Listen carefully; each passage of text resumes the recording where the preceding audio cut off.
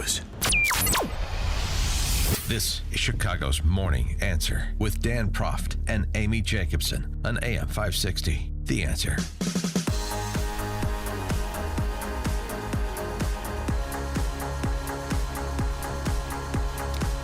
Top of the morning, Dan and Amy. It's the old Kamala versus Kamala new ad from the Trump campaign. This is directly from the Trump campaign that focuses on Bidenomics/Kamalanomics.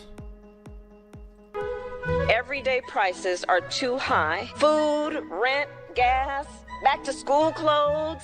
That is called Bidenomics. A loaf of bread cost 50% more today. Ground beef is up almost 50%. There's not much left at the end of the month. Bidenomics is working. The price of housing has gone up. It feels so hard to just be able to get ahead. And we are very proud of Bidenomics. Yeah, the effort to separate herself from the administration, I think, is going to run into some headwinds over the final 70 days of the campaign. I don't think she's going to get to pretend like she wasn't the vice president, and not just on the issue of inflation and prices at the grocery store or the gas pump. Since we remarked upon the third anniversary of the catastrophic withdrawal from Afghanistan on Monday, it's worth reminding people where Kamala is, since she was the last person in the room, as she so said at the time. Last person in the room. She's part of the policy team, the decision-making hierarchy, not just a pretty face.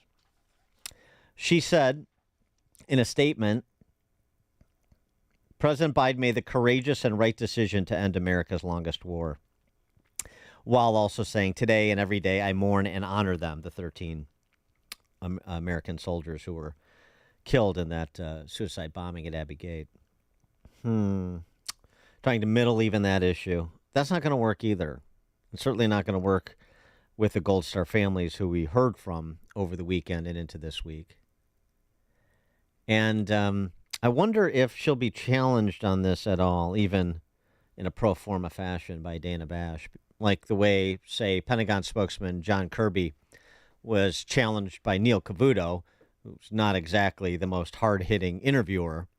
But Cavuto challenged him on Biden's comments that still roils those Gold Star families, those families who lost a son or daughter at Abbey Gate. But, you know, today is the third anniversary of that Abbey Gate attack that killed 13 of our servicemen. And I know you've addressed that today by saying today our longest war is over, but our commitment to preventing attacks on the homeland, our people, will never be. But as you know, John, a lot of people hearken back to Joe Biden saying that the truth is I'm the only president of this century, this decade, that doesn't have any troops dying anywhere in the world like he did, referring to Donald Trump, when in fact that was the case. And besides those 13 who died, 2 Navy SEALs who were killed in January of 2024 while attempting to board a ship bound for Yemen. And he has never clarified it himself or apologized for those remarks himself. I know he offered praise and recognition of these soldiers' bravery 3 years ago, but he has never corrected the record to say, I was wrong, and I was callously wrong. What he was referring to, and he understands that there were family members that, that didn't like that, but what he was referring to was the fact that he ended America's longest war and that we don't have American troops, on the ground in major ways fighting overseas wars. Now, that doesn't mean that we don't have troops in harm's way. Of course we do. We have some in Iraq. We have some in Syria. We have some at sea, and certainly we have some in the air every single day, and he knows that. That's embarrassingly disgusting. I mean, 13 people died. And he's trying to spin it, and it gets worse every time he tries to explain Biden's dumb words. Yeah, I'm not sure Kamala is going to be able to do better than John Kirby did. For more on Kamala versus Trump, we're pleased to be joined by Andy Kroll. He's a ProPublica national reporter, author of A Death on W Street, The Murder of Seth Rich and the Age of Conspiracy. Andy, thanks for joining us. Appreciate it. Hey, great to be back. How about all of this fanfare associated with what normally is a rather pedestrian event a politician is being interviewed by somebody on a cable news channel, but this is historic, of seminal importance. It's an interesting choice that the Harris campaign has made to place such importance on this one interview. Well, I think that they've walked into a situation of their own making, right? I mean, we haven't heard from Vice President Harris in a formal one-on-one sit-down interview. And I guess this will be not exactly one-on-one because Governor Walz is also part of it. Two-on-one, right. So, I mean, there has been this anticipation building, and there have been a lot of questions asked, questions that are totally fair and needed to be raised about, access to her, and not just her actually sitting down and speaking to the media as she said she would, but also starting to fill in some of the picture about her policy agenda. That is also a pretty big blank slate at the moment, and we're not that far out from the actual election itself. So they can hype it up, but honestly, the hype is really organic on its own because the American public is waiting. Well, don't you think it's kind of situation here? Sorry for that. Don't you think it's cowardice, though, that it's a pre-taped interview? She's not even doing it live. Yeah, I mean, it's definitely different from what, say, like a J.D. Vance did on Meet the Press or a debate. I mean, I don't know if the pre-tape part of it is something that I have a huge issue with. I'm more interested in, like, were there any questions sent back and forth about it? Yeah, right. You learned with Joe Biden, that was kind of a thing, and that was deeply problematic. I can't imagine they would do that because that would be such a scandal if they did. I just really hope that these are real questions, that this is a real interview. There's so much that we don't know about the Harris-Walz campaign on the substance right now. So many questions that Dana Bash should ask and could ask. I mean, live, obviously, there's a little more sort of anticipation, a little more kind of tension there.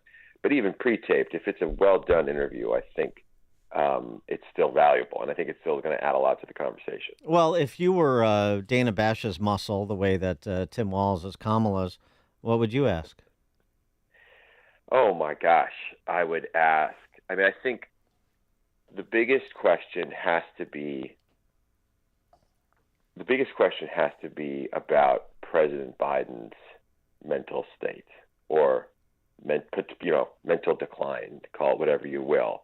That to me is a very clear what did you know and when did you know it situation. That if it's not the first question, then it's got to be one of the first 5 questions that Dana Bash asked. So much of this campaign is, Kamala Harris's candidacy exists because of these questions about the president's faculties, and then that just feeds into did this affect decisions on national security, affect decisions on domestic policy, foreign policy, and on and on and on. That to me is the most important one. And if she can't answer that, if Vice President Harris can't answer that in a convincing way, at least convincing to some large swath of the American electorate, I think that this interview goes real sideways real quick. That's interesting because it seems to me on that score she has 2 choices that I can only tell you based on my experience. He was, he'd pull an Ally Mayorkas. He was probing and exacting and an intellectual dynamo and so on and so forth. Or, I was giving him the benefit of the doubt because of 50 years of service and all the great policies and my loyalty to this man and so on and so forth. And I'm not sure that either one of those paths really gets her out of the damage of her flacking for what everybody saw on that debate stage back in June. Yeah, and I think one possible upside of Dana Bash doing this interview is, unless I'm having a moment here, I'm pretty sure Dana Bash was one of the moderators yeah. at that debate. So she saw with her own eyes what President Biden did in that debate, and I think has a credibility here. So, we got to hear an answer to that question. And then, of course, the other big question, and I think that ad you played leads into this perfectly, is just how can you say, how will you be different? How can you say you are that you will solve the things like inflation, the housing crisis, and on and on and on, that the Biden-Harris administration did not fully address, or in some cases address at all. You were there for 4 years as vice president. The border, obviously a huge one and directly related to her. These are the sort of larger questions that policies kind of fall underneath, but these are the big questions that I think a lot of Americans really want to hear a real answer to. And if they don't hear something that sounds credible, I think she's in trouble.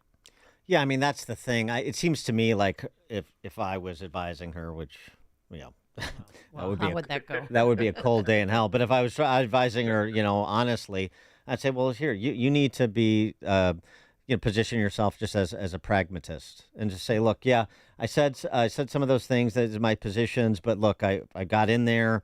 I realized things are a little bit more complicated than I thought. That speaks to the experience I have. And, I'm making pragmatic decisions. I'm proposing pragmatic solutions to at least deal with these problems in their immediacy while we work on the long-term solutions, whether it's with respect to, yes, signing on to building a border barrier, or, yes, opposing fracking until all our investments in green energy come to fruition.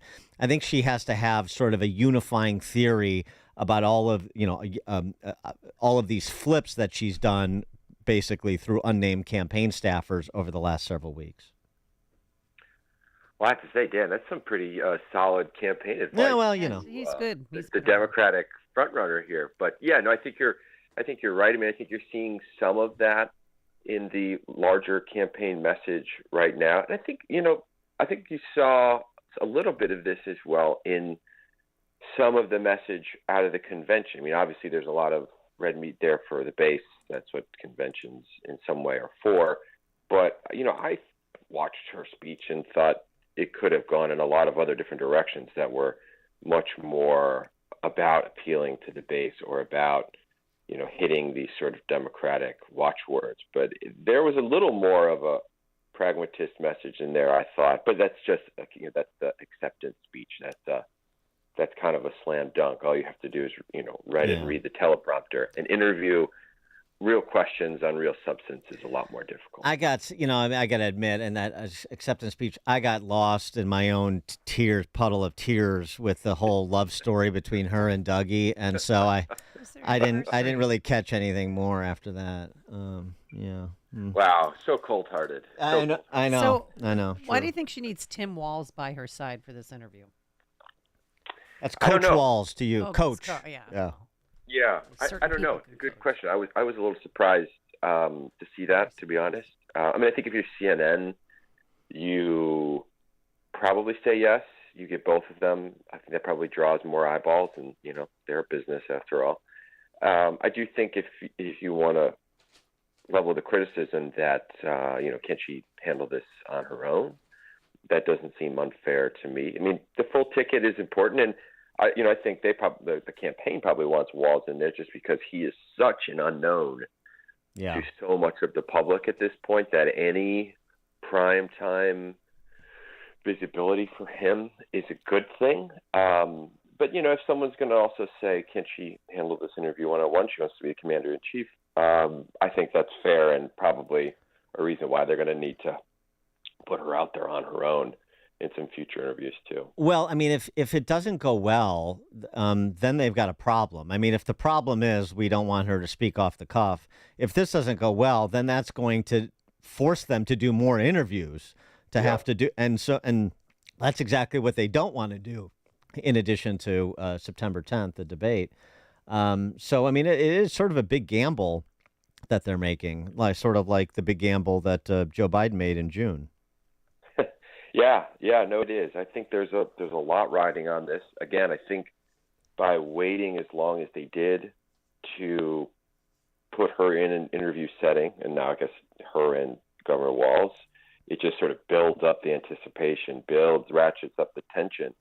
And, let's not forget that there are at least a handful of examples of her doing one-on-one interviews as vice president, especially early on.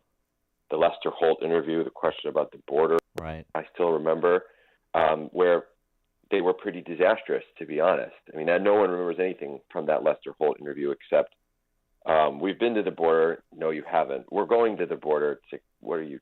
These are two different things that don't make sense. So, and I haven't been to Europe either. Yeah, right. Yeah, right. You haven't been to Europe either. Right, exactly. So there's a possibility that this does not go well.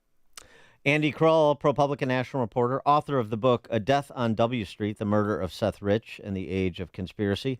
Andy, thanks for joining us. Appreciate it. Always a pleasure. Thanks, guys. Thank you. And he joined us on our turnkey.pro answer line. Before you see it on TV, share it on Facebook, or read about it in the paper. Hear it here first. This is Chicago's Morning Answer on AM 560. The Answer.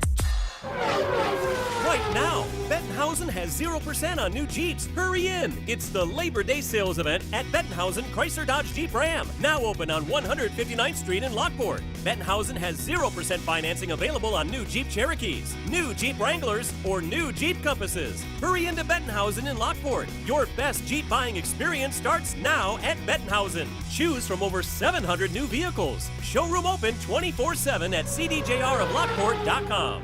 From breaking news and weather across the country to insight